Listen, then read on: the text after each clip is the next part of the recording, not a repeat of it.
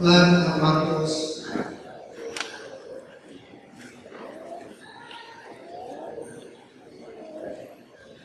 Mark chapter 16 and verse 15.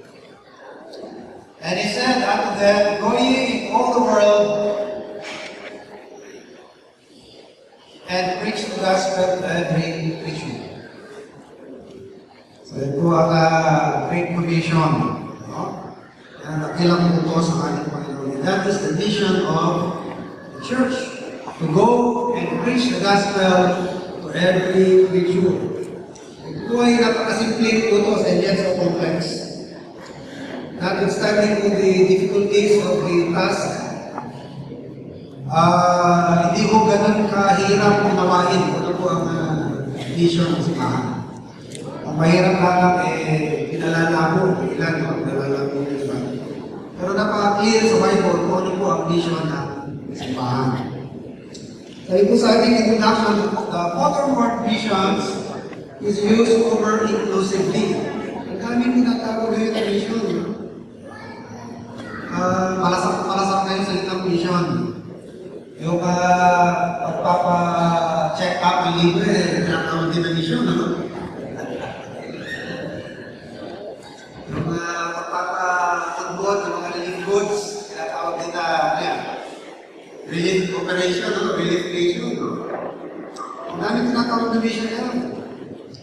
Yung pagpapakain, no? Feeding. Pero mga kapatid, yan ba talaga ang mission ng simbahan? Are we commissioned by the Lord to feed the poor, to give money to the poor, no? Yan po ba talaga ang value ng simbahan? Many things are called missions that are not missions. Maraming bagay ang tinatawag ng mission, pero hindi naman talaga mission, no? Ito na ayon sa Biblia. And some things are missions that are not called missions.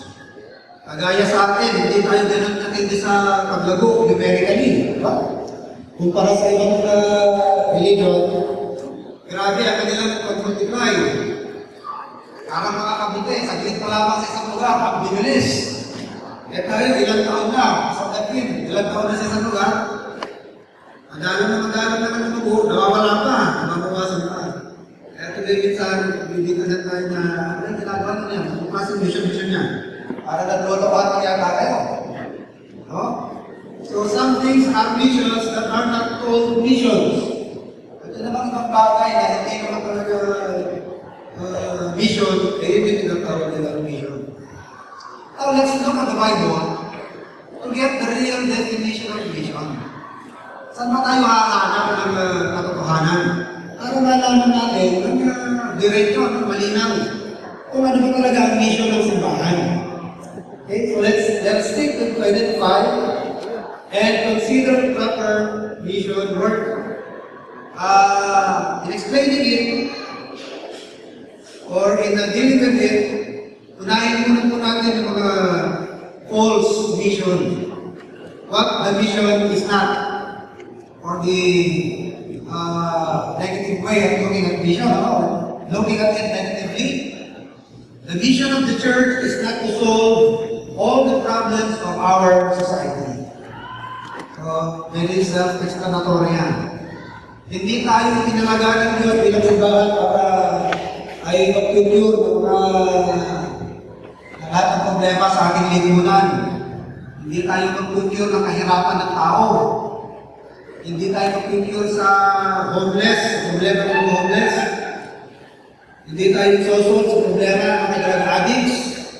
Hindi tayo sosolve ng problema ng ating lipunan. Although, hindi naman ibig sabihin ng simbahan, dapat maging insensitive. Dapat po rin tayo maging sensitibo sa ating paligid, pero hindi po yan ang pangunahin. Alam niyo po yung magbuti ng ating lipunan, it will come as a byproduct. Maaaring magbunga ng ating pag-mission ng pagbuti ng ating lipunan, pero hindi po yan talaga ang tunay na layunin kung bakit pinakakalo ng Diyos ang kanyang simbahan. The mission of the church is not primarily to solve all the problems of our society. Number two, it is not to promote or feed anyone's ego.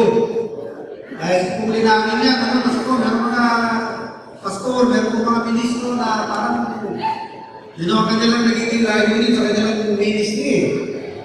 Kasi nakatala na sa pulpito ko, yun ang kanilang nagiging pagkakataon para mag-display yung kanilang skill. May display yung kanilang galing, kanilang talino. Kung gaano sila kahusay as leader, kung gaano sila kagaling as speaker, gaano sila kalainanin. So, nagiging kampali lang ang pulpito. Nagiging dahilan lang ang pagkakisyon. Pero talagang gustong maging misyon ng namumuno, siya yung pag-ikuran ng ministry, siya yung mapaparihan, siya yung mataas, siya yung mapapromote. Hindi ho yan ang layunin ng ministry, hindi yan ang layunin ng misyon. Ano? Tayong lahat ay mga lingkod ng Diyos. Tawag nga sa atin ng Bible, ano naman ng Kalagaya? We are precious in earthen vessels. Hindi dapat yung putik na lalagyan, ang promote. Tayo po ng mga lingkod ng Diyos, tayo po yung mga sasadlan gawa sa putik. Ang nagbibigay sa atin ng value ay yung nakalagay sa atin, and that is Christ. Hindi dapat yung sisidlan ang itinapas. Ang itinapas natin yung nasa lalagyan, nasa vessel, and that is the Lord Jesus Christ. Pero malungkot mo na nangyayari ngayon, maraming gawain. Sa halip na may taas ang Panginoon, may napapapurihan na yung ministro. Naalala ko po nung panahon ng Charles Spurgeon, no? Meron daw po dalawang tao na umatid na magkaibang gathering. Yung isa umatid sa isang ilang preacher, yung isa naman umatid sa gawain ni Charles Spurgeon. Nung nagsamumbong yung dalawang tao na yan, ang nabanggit po isa na umatid sa kabila, what a preacher! Sabi niya, what a preacher! Ibig sabihin, kung paano siya doon sa galing na nag-preach. Ayun naman nakinig doon kay Charles Spurgeon, ang sabi niya, what a God! Diba? Malaki pagkakaiba, di ba? Yung isa, ang nakinig sa kabila, ang nag-promote yung preacher, kaya sabi niya nakinig, what a preacher! Ang galing ng preacher! Tama. Pero kay Charles Spurgeon, dahil na niya itinapa sa iyong Panginoon, hindi na nakita si Spurgeon na nakita yung Panginoon na kanyang pinabahas. Kaya sabi, what a God! Hindi what a preacher, what a God. Ganun po sana ang ating motive bilang mga nangangaral ng salita ng Diyos. Hindi tayo nasa ministry para i-promote yung galing natin, kung gano'n tayo kahusay. Kundi ang may taas natin ang Panginoon. Sabi ni Pablo, wala akong ibang makakilala. Kundi ang Panginoon, siya lang ang may taas sa ating ministeryo, sa ating mga pagsusulikat. Pero ito na naman yun ni Apostle Paul. Letter C, the church is not to become a charitable institution. So, hindi po ito itinayo para maging takbuhan ng mga palimamasay. Tapos, pag hindi mo natin yan, mga susulisit. Alam ko, simbahan ko. Grabe yung expectation sa simbahan ko. Akala ko lang, kaya may simbahan para tumuwan sila sa pamasahe, pang-apply sa trabaho. Yung mga purpose ng church, hindi po tayo charitable institution eh. So, yun po ang mga maling pagkakamunawa tungkol sa mission ng church. So, kung ngayon po natin yung proper, let's take a look at the proper definition of mission work. And we need to define it. At kailangan po natin maging malinaw. Kasi minsan sa katagalan na sa ministry, minsan sa katagalan na, nananawa na minsan eh. Nasa tama ng gawain, hindi liis pa. Mag-entras tumatanggap sa tayo sa gawain, mas lumilinaw sa atin ang katotohanan. Pero nakakalimot, marami ko kung nakakarinig sa mga gawain. Kailan tumagal sa gawain? Kung saan-saan masubot ang kanilang ministry. Nagsimula ng tama, nauwi pa sa mali. Dahil na-engganyo kayo dito. Na-engganyo kayo ng kuwarin, na-engganyo sa gawain ng kanilang pastor. Hindi bang ginawa nyo ito yung nagdadagnan? So, naliis sila sa pattern. Okay, so there's a need for us to define once again the real mission of the church. At alam ko po ito yung narinig din nyo, no? Sana po hindi naman tayo nananawa pakinggan ito. Letter A, the mission of the church is a sending out to preach Christ. Ang tunay na layunin ng pagdimisyon, pagpapadala, no? Pagpapadala ng mga magagawa upang ipangaral ang Panginoon Jesucristo. So it is a sending away to preach Christ. Ang pagdimisyon ay ang paghayo. Ito po yung paghayo. Pagpunta sa ibang dakong, sa ibang lugar upang ipangaral ang Panginoon Jesus. Letter B, it is a beyond the congregation effort. Pero po kasi minsan mga gawain na parang ang gusto nilang i-prove yung gawain nila sa isang lugar. Parang wala na silang pakialam sa... Parang ayaw na nilang pakialam na... Parang ayaw na nilang lumabas pa. Ayaw na i-extend ang gawain pa. I-prove na lang natin both ways. Alam niyo po kung naniniwala sa charity begins at home. Na bago tayo tulong sa ibang gawain, unahin muna natin sa sarili natin. Dito na po dyan kasi mahirap din yung mag-vision na ikaw mismo parang hirap ka pa rin Ano? Pero kung inayos mo yung sarili mo, wala ka naman din balak na lumabas. Mali rin naman yun. Ang gusto mo na lang mangyari, palaguin ang sarili mong gawain, palakayin ang party, improve na improve, para wala ka ng balak na extend pa yan, ihagyo pa yan sa ibang lugar. Mukhang maling gawain din po yan. Ano? Because when we say mission, it is a beyond the congregation effort. Baka naman yung buong musali na simbahan nakatayo sa lahat at ibubog nakatayo sa kahit isang mission, wala tayong tutulungan.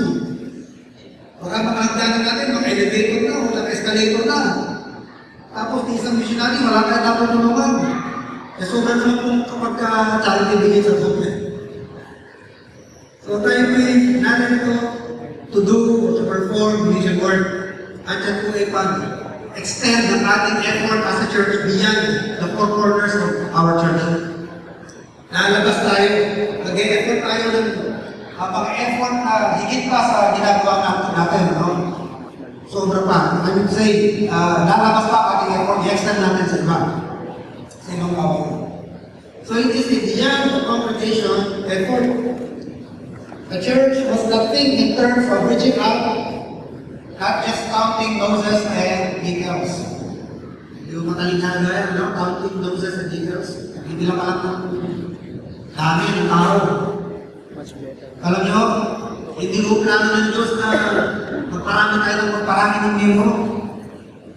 Kung yun ang gusto natin, gusto nyo mangyari sa isang gawain, dumami ang miyembro, maling direction po yan, mga kapatid. Ayaw ng Diyos kung dadami tayo ng pagkakarami. Ang gusto ng Diyos, dumami ang ating effort, dumami ang ating mission, hindi yung dumami ang miyembro sa isang lugar. Nangyari sa Jerusalem Church yun Ilan ang nabaptize sa chapter 2? Ilan ang nabaptize? The same day, we added unto them now 3,000 souls. The next chapter, meron naman sa inyo, 4,000 souls yata. According to some estimates, maabot na po ang member ng Jerusalem Church of 25,000 members. Linaw-linaw ng bilin ng Diyos. Going to all the world, from Jerusalem to Samaria, Judea, and then to the uttermost parts of the earth. Kaso nga naman, dumami na sila para wala na silang balak pumayo. Para wala na silang balak na pumunta pa sa ibang lugar. So what did the Lord do? Kinalang sila ng Diyos, di ba? The Lord brought a persecution, imperial persecution. They were forced to disperse. And out of these dispersed believers, nagkaroon po ng mga gawain na nasimulan ng mga gawain. Although meron po mga lugar na pinunta sa Apostle Paul na sinasabi niya na ayaw niya magtayo sa pinagtayo ng iba. Ano? Pero marami pong mga lugar na napuntahan ng mga kumalat na mga palataya. Sila po yung naging pasimula ng panibagong gawain. So hindi po dati tayo nagbibilang ng numero, paparami ng numero at papalakpakan natin ang sarili na galing natin. Marami na tayo. Dilangin natin ang ating offering. Ang laki na, very good tayo. Hindi ko yan ang mission ng simbahan. We will speak of reaching out. Hindi lang namin magbibilang ng output. Kung gano'n tayo kalaki, kalakas. Hindi ko yan ang talagang lagi ng isang simbahan. Letter C, it is always the preaching of the gospel. So mission is always the preaching of the gospel. We have said, mission is going out to preach. At ano pong ating i-preach? Ang ating pong preaching ay Ebanghelyo. Yan pong ating message, yan ang ating pamunahing message.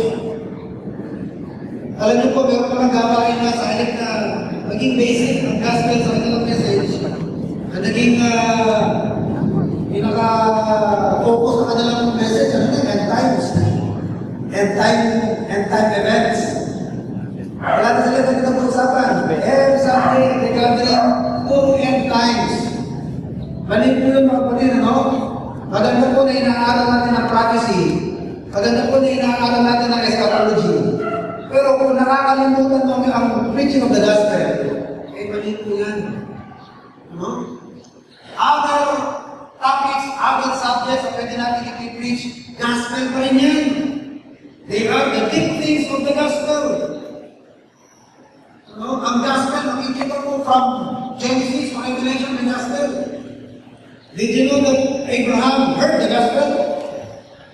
Napakinggan ni Abraham ang Ebanghelyo sa Galatians chapter 3 and verse 8. Mukhang nare-realize ni Abraham na ang mga Gentile ay makaka-receive din ng blessing of salvation. Ipinangaral din sa kanya ng Diyos ang Ebanghelyo. Abraham heard the gospel preached to him. Matagal na po ang gospel. In fact, the whole Old Testament is the gospel of Christ. You read Romans 1 verses 1 to 3. Paul, a servant of the Lord Jesus Christ, called to be an apostle, separated unto the gospel. And what is the gospel? It is concerning Jesus Christ. Paul, a servant of Jesus Christ, called to be an apostle, separated unto the gospel of God. Verse 2, kasama ng parenthesis. The gospel of God is what He promised afore by His prophets in the Holy Scriptures. And what is the gospel? It is concerning His Son, Jesus Christ, our Lord. The gospel is concerning our Lord Jesus Christ. The whole Old Testament is the gospel of the Lord Jesus Christ. Kaya sabi sa Hebrews chapter 10 verse 7, Behold, I come in the volume of the book which is written of me.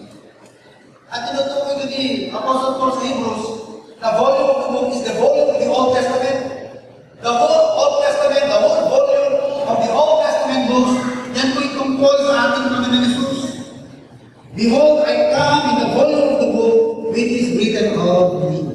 So the gospel is preaching about Christ. Yan po ating main insight. It is always the preaching of the gospel. And the gospel is how that Christ died for our sins according to the Scriptures. How that He was buried and rose again according to the Scriptures. 1 Corinthians 15:3-4. So malinaw ang Biblia kung ano po ang Ebanghelyo. Akala kasi ng iba, basta nakalang ka, Ebanghelyo na. Basta nag-preach ka, gospel na. Hindi ho. Very specific ang Bible mo ng gospel. The gospel is the death, burial, and resurrection of the Lord Jesus Christ. Hindi po yung statement na tinutukoy na gospel. Tinutukoy na gospel dyan, eh kung ano ang nangyayari, ano naging resulta ng death, burial, and resurrection of Christ. The gospel is what is accomplished because of the death, burial, and resurrection of Christ. Yung gospel. Hindi lang yung statement of His death, burial, and resurrection. Ang tinutukoy dyan, eh naging resulta ng kanyang death. Alina, maitim na imitin nyo. Alas sa lawan mo lang. Because of His burial, and because of His resurrection. Na yung kanyang kamatayan ay naging sapat na magbayad sa ating kasalanan. Kaya lahat ng sa pagkakasala natin, napalayan tayo, there is therefore now no condemnation to them that are in Christ Jesus. Bakit? Lahat ng mga liabilities, lahat ng pagbabayaran natin at sa kasalanan natin, the Lord made a full payment. Nakapover niya ang kamatayan ng Panginoon, kaya wala ng condemnation. Saan namunta ang kasalanan? Very far away. Yung symbolism of the death of the burial of the Lord Jesus Christ is the putting away of sin. Inalayin na ng Diyos. When somebody dies, pag may namatay tayo para sa buhay, iaalis natin yan, ilalayo natin yan. Under normal practice. Kasi po yung cremation, hindi po normal practice yan eh. Ang pag-cremate, hindi po yan practice ng mga believers. Hindi po yan practice ng mga godly people. Ang gumagawa niya ng mga heathen, they offer their children to fire. Yung mga nag-worship kay Moloch. Pero yung mga godly people like Abraham, they bury their dead. Abraham buried Sarah in the cave of Macpelah. And Abraham was also buried in that same cave. So were Isaac and Jacob. Nung mamatay si Rachel, inilibig siya ni Jacob. Nung mamatay ang Panginoon, inilibig. Nung mamatay si Stephen, inilibig. Nung mamatay si Sapphira and Ananias, inilibig. Practice siya ng mga mananampalataya sa inilibig. Ano? Pag meron pong namamatay, inilalayo yan. Kaya kapag tayo inaalis sa mukha, buried, he carried my sins from me. Ang ibig sabihin ng buhay ng Panginoon ay yung paglayo sa ating kasalanan. Inalayo na ng Diyos ang ating kasalanan sa kanyang presensya. Sabi sa Hebrews, their sins will I remember no more. Buried in the deepest parts of the sea. At anuman po na-accomplish ng resurrection ng Panginoon, nakumpleto ang ating kaligtasan. Dahil kung hindi na-resurrect ang Panginoon, although namatay siya, walang maliligtas sa 2 Corinthians 15. If Christ did not risen, even if he died, even if he was buried, if Christ did not rise from the dead, the Bible says, you are still in your sins and your faith is vain. Nanampalataya kayo na walang maguluhan, at ang inyong kasalanan ay nananatili pa rin. Dahil importante ma-resurrect ang Panginoon para magsilbing high priest. Dahil pag hindi na-accomplish yung resurrection ng Panginoon, wala tayong high priest, walang isa ang sacrifice. The Old Testament animal sacrifice will have no effect without the prayer of the priest. Christ being our high priest can only pray on the basis of a proper sacrifice kung nabuhay siya. Kahit inugan ng katawan niya, kung di siya nagdamang, how would he pray? Paano magkakaroon ng meaning yung offering of his body, of his life, of his body, kung hindi naman siya magbuhay para magkakaroon ng effect ng kanyang sacrifice walang prayer? Ganun din ang kanyang prayer, ang kanyang intercession, wala ng bisa ako, walang offering of a sacrifice. So hindi po pwedeng makukumpleto ang kaligtasan na wala ang sacrifice sa kanyang katawan sa krus at yung kanyang pagdamon because it will not complete the work of the priest. Dahil two-fold ang trabaho ng priest to offer sacrifice and then pray. The oblation and the intercession. Oblation of the sacrifice will have no meaning without the intercession. Even if the Lord will intercede, but if he did not die, walang saysay ang kanyang intercession. Because prayer must be on the basis of a proper sacrifice. Pwede ba sa Diyos kung sige, natatawag ko na kayo. Total, nag-pray naman anak ko eh. Paano yung justice of God? Ang justice ng Diyos ay hindi ng kamatayan. The wages of sin is death. Somebody must die for our sin. If Christ did not die, we will pay for our sins by our dying in hell. By our being punished in hell. Tayo po magbabayad po. So yun po na-accomplish sa death, burial, and resurrection of the Lord Jesus Christ. Letter B, it is the baptizing and teaching of the disciples, uniting scriptural churches. Pero kasi mga nangangaral, pagkapangaral, tapos na. Paano na yung mga naligtas? Ano gagawin po? Di ba malinaw ang Biblia? Going from the world and teach all nations. Pagkaturuan nyo ng disciples of all nations, what will you do? Baptize them. And then have them unite into a scriptural church. At pag na-unite sila sa scriptural church, teach them to observe all things whatsoever I have commanded them. Kung pag-division, hindi lang po yung pag nangarap tayo, o saan mapunta yung ating mga converts, bahala na sila. Parang sanggol na isa nila, iniwan mo na sa kalye. Bahala ka na sa sarili ko kung paano kumain. O kung sino ang mapapakain sa'yo. Hindi mo ganun ang pag-division. Ang pag-division ay maghayo, make disciples out of nations, baptize these disciples, and then unite them to a spiritual church and teach them in the church to observe all things whatever the Lord has commanded. Letter D is the baptizing and teaching of the disciples, uniting in scriptural churches, continuance in the proper doctrine, teaching and practicing proper conduct, and reproducing after their time. Huwag po natin i-reverse. Hindi yung teach ka ng teach for discipleship, hindi pa nga naliligtas yung disciple ko eh. Sa isang bagong tao, sa bagong kakilala, ang mensahe na masama rin ng Evangelyo. Hindi mo turo sa agad ng Christian living, ganito dapat ang gupit ng buhok mo, ganito dapat ang suot mo, dapat mahaba, hindi nagli. Dapat hindi ka ninigarilyo, dapat hindi ka nain ng alak, dapat mga Christian ka, dapat hindi ka nagmumura. Tinuruan mo na ng Christian living, hindi mo naligtas. Ang una na naman alaman ay ang Evangelyo. Pag siya'y naligtas, huwag turuan, at saka ang turuan. Huwag mo i-reverse. Huwag natin babalik na rin yan. Dahil kahit ikahon mo yan, gawin mo parang isusi yan. Pagkagat mo na pagkakataon yan, babalik sa natural niya. Kung talagang nililigtas yan, lahat na sa kanya ang gawain ng isang niligtas. Pero kung doon niya na naligtas yan, maski hindi ko pilitan yan, kusang ipapractice yan ang proper Christian living dahil naligtas. Pero kung niligtas yan, ipilit na mabuhay Kristiyano. Pero yan, parang kalabaw na pinipilit mong masanay sa mansyon.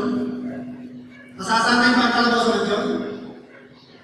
Subukan nyo, dalaga kayo muli ng kalabaw, palakihin sa mansyon. Masasanay kayo kahit nagsimulang kakayan sa mansyon? Hindi o. Pag nakamalaya, nakuha na namin yan, binlugan. Dahil yan ang kanyang kalikasan. Kaya kahit turuan ng tao mamuhay ng buhay Kristiyano, kung hindi naman naligtas yan, hindi naman magagawa. Ay hindi mo ba ipipilit yan sa isang hindi naligtas. Pero sa tunay na naligtas, ay hindi mo ipilit yan, kusang pamumuhay niya na nasa kanya ng kalikasan. Kalikasan banal. Kalikasan sa Panginoon ng kawan ng Panginoon. So, we should not reverse the order. Letter E, it is an unmistakable responsibility. Hindi ka magkakamali. Pag ginawa mo yan, hindi ka magkakamali dahil galino na utos sa Panginoon. Number one, we should never need to say missionary Baptist. Dahil ang lahat ng Baptist dapat missionary. Hindi na ka dapat sabihin missionary Baptist eh. Kung talagang Baptist ka, missionary ka. At ang isang grupo ng mga tao na napakatigisan ng misyon, mga Baptist. Kung yung mga kumuwala sa England, mga particular Baptist sa England yan, wala silang katiyakan sa kanilang patutubuhan. Hindi nila kabisado yung Amerika. Pero sila po yung nagkakasko para mag-misyon, simula mag-gawain sa isang lugar na mayroong kalayaan. No? Tutusok po na sa Baptist, napakatindi niya sa pag-misyon. No? Pag hindi nag-division ng isang Baptist church, baka hindi Baptist na. Alam po nila Baptist church, may puso yan sa pag-misyon. Number two, vision is not an optional effort, but a mandate of God. Hindi po ito kung gugustuhin mo o hindi. Hindi tinatanong ng simbahan kung mag-division na tayo, pwede. Hindi ko optional yan. Ang pag-misyon ay talagang natural na gawain ng simbahan yan. Ang simbahan dapat mag-division. Eh paano kung walang nagsusuko ng buhay para mag-misyon? Para mag-misyon. Hindi ko kahadlangan yan. Hindi ko dapat maging dahilan yan na mawawala yung ating damdamin sa pag-misyon. E ditutulong tayo sa pag-missionary kahit hindi galing sa amin. Amen? Gising pa ba kayo? Yan talaga gawain mga kapatid, no? Nabahan namin yung mga anak ko. Pag-division yan. Yan ang mission ko ngayon. Keep yourself awake. So, it is not an optional thing. Dapat talaga ginagawa pag-mission. Kung wala pa nagsusuko ng buhay para mag-mission, humanap tayo ng ibang gawain na may missionary na pwede natin matulungan. Basta kapareho ng pananampalataya. Huwag yung posibility lang na nagpisinta. Kailangan kapareho ng paniniwala, kapareho ng practice ating tinutulungan. Like faith and order. Okay? Hindi ko kailangan yung wala tayong missionary. Because missions is not an optional effort, but a mandate of God. Number three, this is the vision of the church. Kanino po ba pinagkatiwala ang pag-dimisyon? Ang pag-dimisyon, pinagkatiwala po yan sa simbahan ng Panginoon. Iniwan po yan sa true Baptist churches. Malungkot lang ba yun? Ang dami na gumagawa niyan, kasi sino-sino na. Diba? Sulputan, nila, basta may pangalan na Jesus o Praise the Lord, o dapat daan, o ano man yan, kaya sa Panginoon na raw yan. Ang tanong, kanino ba pinagkatiwala ang pag-ibisyon? Pinagkatiwala mo lamang ito sa tunay na simbahan ng Panginoon. Kaya nakatwila ng iba. Paano natin sila masasabing mali?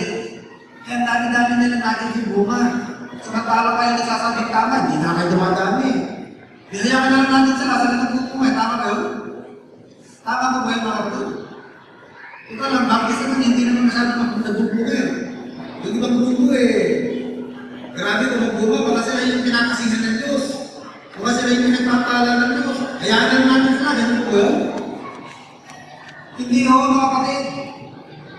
Pagpalagay na po natin na halos lang ng naliligtas sa grupo ng Baptist, hindi pa rin dahilan yan, parang hindi pa pwede na gawin yan. Dahil walang ibang inutusan na gumawa niya, kundi ang simbahan ng Panginoon naman. Naging po kayo. Anong masasabi niyo sa sinarito yung nakareceive na ng Bible? In your life, nakareceive na kayo, nakatang buhay niyo. Naging beneficiary na kayo, nakatanggap na kayo ng Gideon's Bible. At po kamay. Ayan, nakatanggap kayo ha. Magsasalita ba kayo ng laman sa Gideon's? Nakalibre kayo. Alam niyo po mga kapatid, hindi pa rin po sila inutusan ng Diyos para ganyan. Kung meron po dapat na naging friend na niya, tayo dapat ang magawa niya ng Diyos. Dahil walang inilaw ang Diyos na mag-function in the religious way except His church. No other organization or society ang pinayagan ng Diyos na gano'n yan. At kapag kaya ni sinusuportahan natin yung mga para church na yan, eh para po natin dinajustify ang kanilang existence. Isang araw may tumawag sa akin, sabi niya, Pastor, pwede bang tumuglim ng mga tulong, bakit Koreano?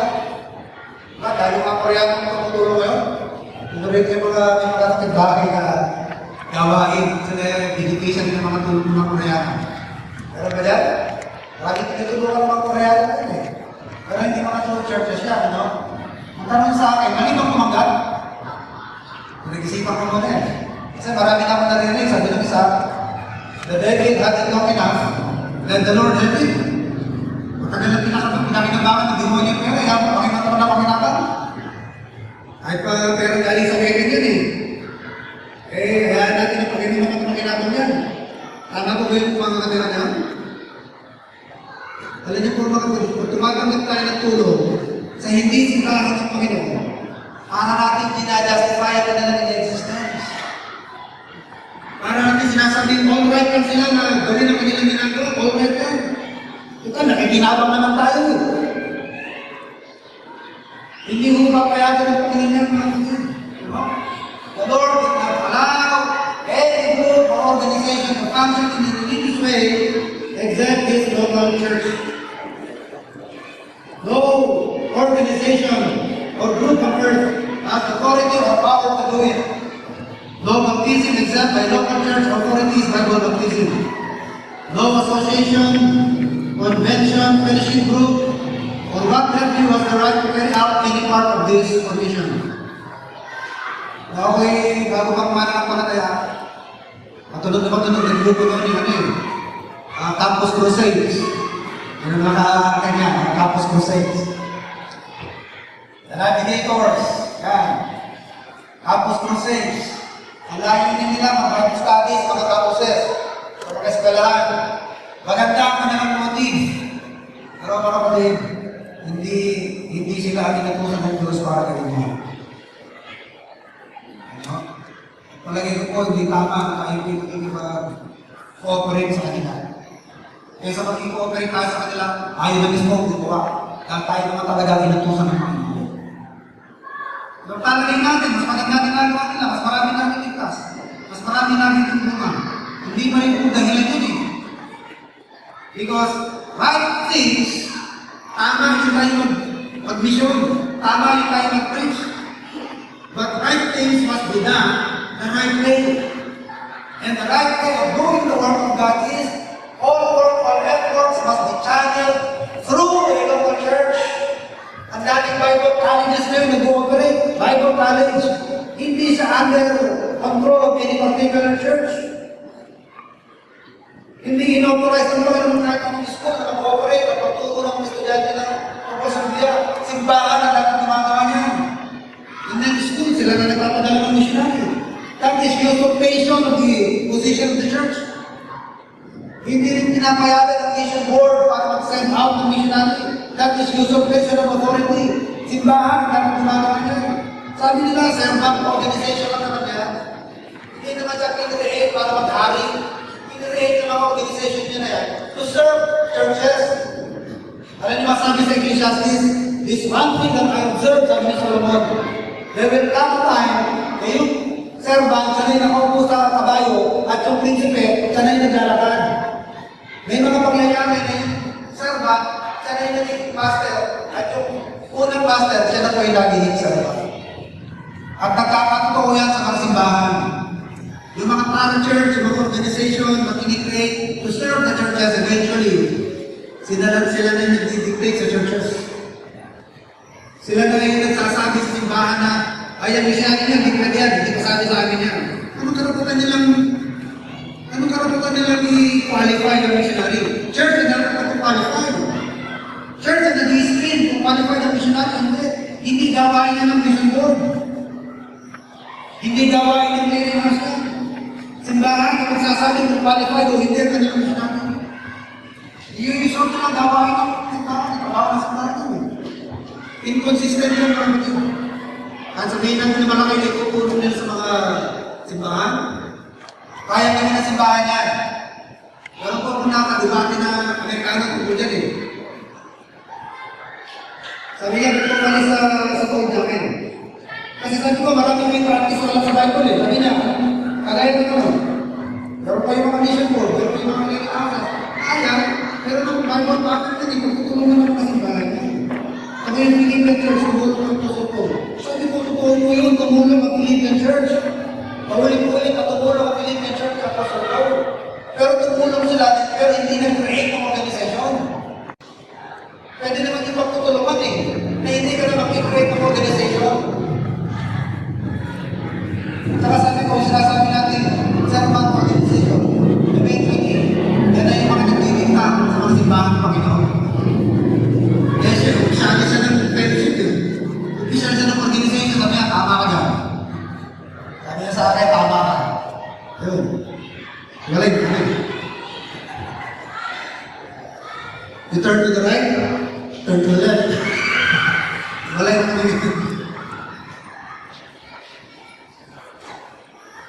Letter D, no universal, invisible body can receive or carry out this commission.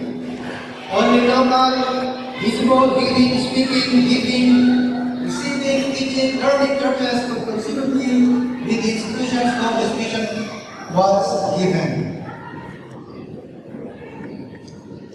Pero kasing idea, concept. Meron pong concept ng church na yan eh.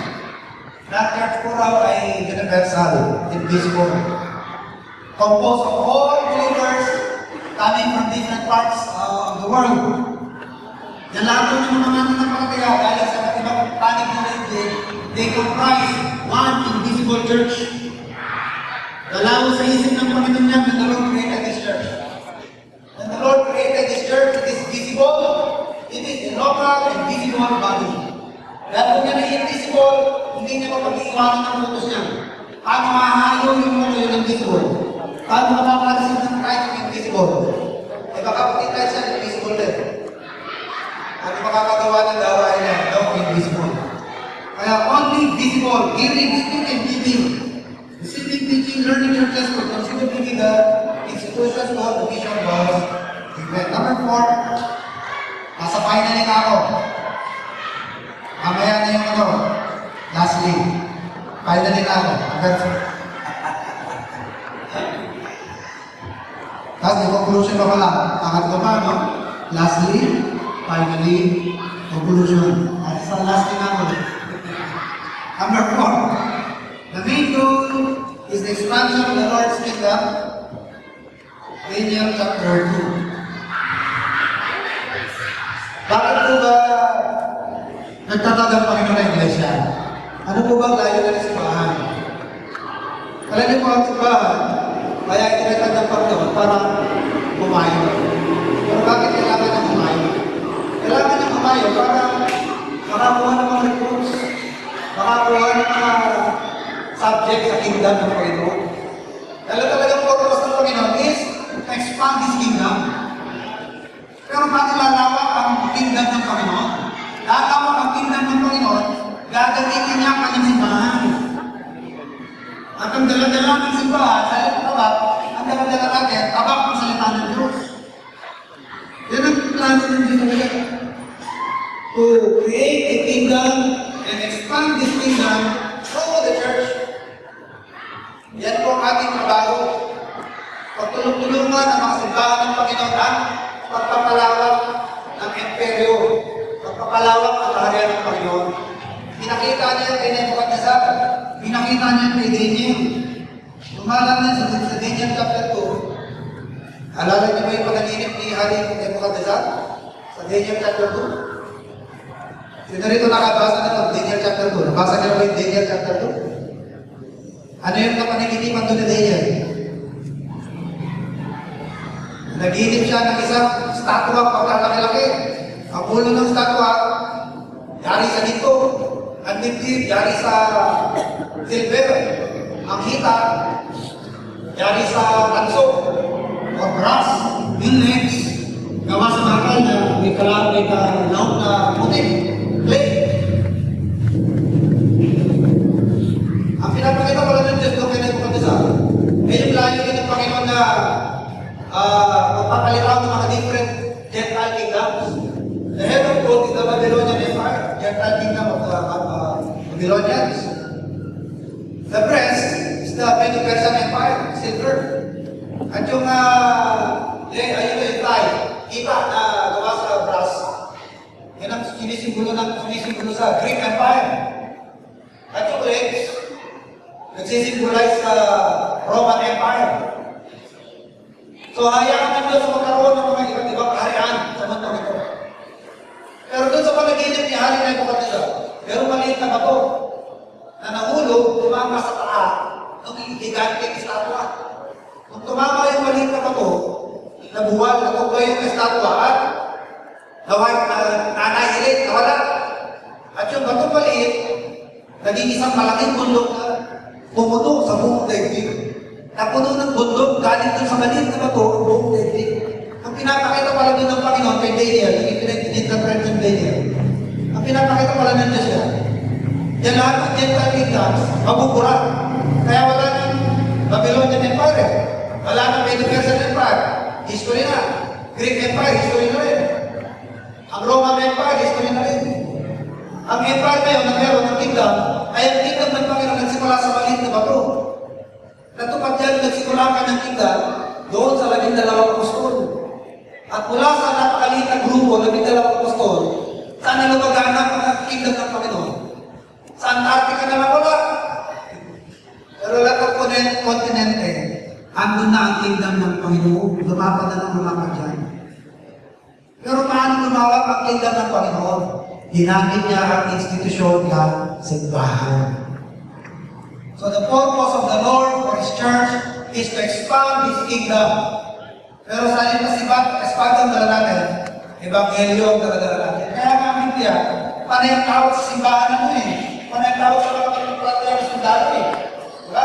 Tinatawag tayo ng Biblia na sundalo ng Diyos. Saan yan? 2 Timothy 2, 3-4. Now therefore endure hardness as a good soldier of the Lord Jesus Christ. Hindi po sinasabi na ng Kristiyano, parang sundalo. Ang sabi ng verse, tayo ay mga sundalo ng Panginoon. Endure hardness as a good soldier of the Lord Jesus Christ. Ephesians 6. Ano sabi ng Ephesians 6? Put on the whole armor of God. Pansundalo yan. Binigyan po natin ng espada, pansundalo yan. Our sword is the word of God. Ano sabi sa Matthew 16:18? The gate of hell shall not prevail against it. The Lord's churches, as a spiritual organization, hindi mo tayo dapat natutulog sa pansinan. Ang magagawa ng Diyos, hindi ho tayo yung nakukontento na walang ginagawa. Ang ating favorite song, I shall not be moved. Total, sa langit naman ako pumunta pag namatay. Kaya muna sila, kung ilan yan, naliligtas yan. Tindi. Grabe pag-NHMS natin ha. Kung talaga ilan yan, masasave yan. Wala akong ganung attitude ng mga lingkod ng Panginoon sa Biblia. Ang simbahan ng Panginoon dapat kumikilos, dapat tumahayo. Hindi tayo na nag-aantay na may dumarating. Sabi nga nung nasa Bible College kami, no? Siguro sa amin sa personal evangelism, we must go where the fish are. We do not wait for the fish to come to us. They will not come, so they must be wrong. They will not seek, so they must be sought. Hahayo po tayo. Kikilos po tayo. No? Kaya sabi sa Matthew 16:18, the gate of hell shall not prevail against it. Ibig sabihin, umaatake ang simbahan ng Panginoon. Yung gate ng kaaway, sila yung hindi ubra sa atake. Eh, nangyayari distance sa mga simbahan ng Panginoon, baliktad eh. Tayo binububog eh. Tayo yung dumidepensa. Mali ho. Dapat ang simbahan ng Panginoon tayo po umatake. At sa ating pag-atake, hindi umuubra ang kahit anong depensa ng kaaway. Kasi po, meron mga lugar na masasabi natin ito eh. Stronghold ng demon, ng kaaway, mga gawin na wala kang patotoo. Pero pag tumantong na simbahan ng Panginoon doon, makakagainig po doon yan. Because the gate of hell shall not prevail. Sino mag-aakala? Nasa bansang Saudi Arabia, meron Baptist Church na roon. Kasama ka natin sa fellowship natin ng pastor.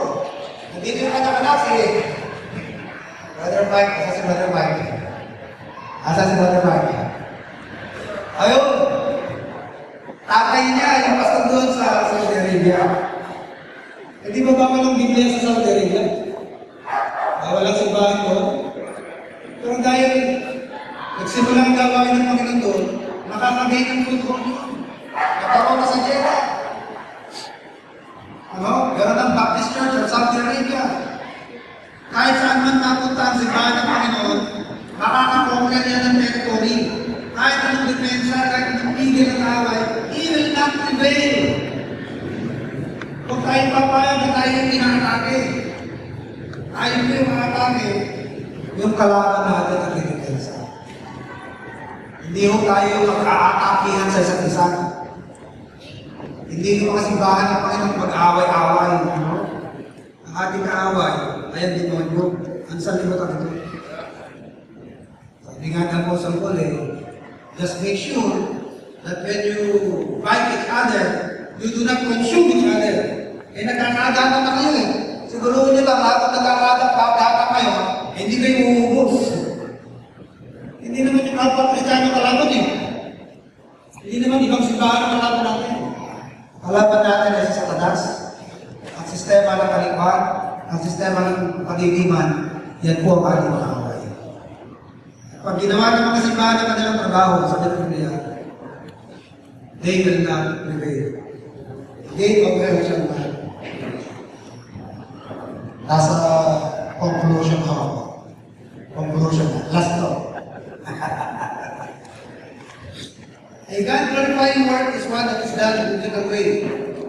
Hindi mo sapat yung yung tama naman ang motive eh.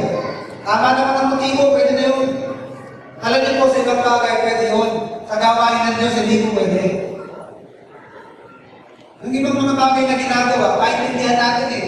Tama yung motibo niya eh. Alala ko yung kwento ni sino rito nakarating ng pangalan ni George Patton. Narinig niyo may pangalan na George Patton? Sino rito yung mga contemporary ni George Patton?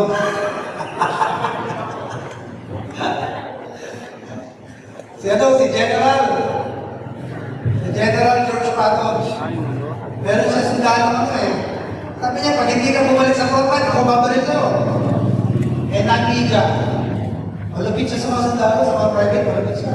Sabi niya, pag hindi ka bumalik ko, ako mismo papatay sa'yo. Nag-media yun. So, kailangan niya mag-explain. Sabi ni Lord Patton, siguro naman, maunawaan yung action ko dahil ang motive ko lang naman gusto kong maging matatag siya ng lalo, maging matibay ang kanya loob.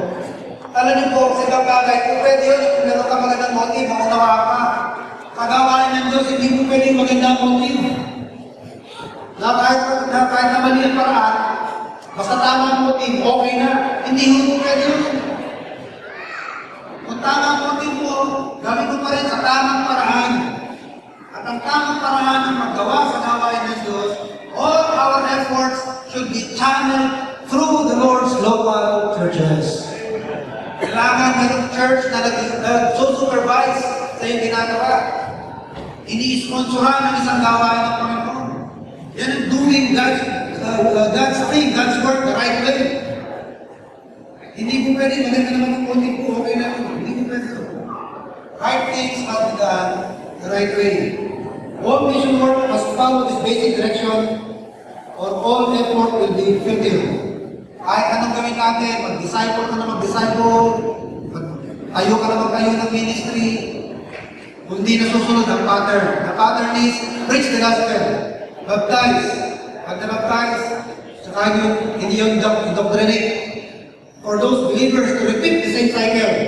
Pag yan nasunod, it will guarantee the repetition of the Great Commission from one church to another, from one place to another, hanggang sa pagbabalik ng Panginoon. Pero pag hindi mo nasusunod yung sa yung sequence, nare-reverse o meron punto na hindi nasusunod, wala pa mangyayari dyan. Okay? Kahit na maraming tao yung naawat mo sa bisyo, naawat mo sa pagsusugal, naawat mo sa magawain, hindi mo na ipangaral na yung Evangelyo. Ano sabi ng Mark 8:36, what shall it profit a man if he gain the whole world but he will lose his soul? Napigil mo nga siya sa bisyo, hindi naman siya naligtas. Dahil hindi mo na itulog ng Evangelyo, pagkamatay niya, impiyerno pa rin siya. Napigil mo siya sa pagbubugbog ng asawa. Napigil mo ang tao sa pagsusugal, magiging sugarol. Pero kung di siya naligtas, dahil hindi naranig ang Evangelyo, pagkamatay niya, impiyerno pa rin niya. Bigyan mo ng maraming tulong sa tao. Kung di siya naligtas, bakit naman, ibigay ko na dinusis. So yan ang pattern. Gospel, baptize, and all believers must observe the things that the Lord has commanded. Okay, kahit kayo ito kayong lahat, kahit kayo aawit muna, nasa po ating awit.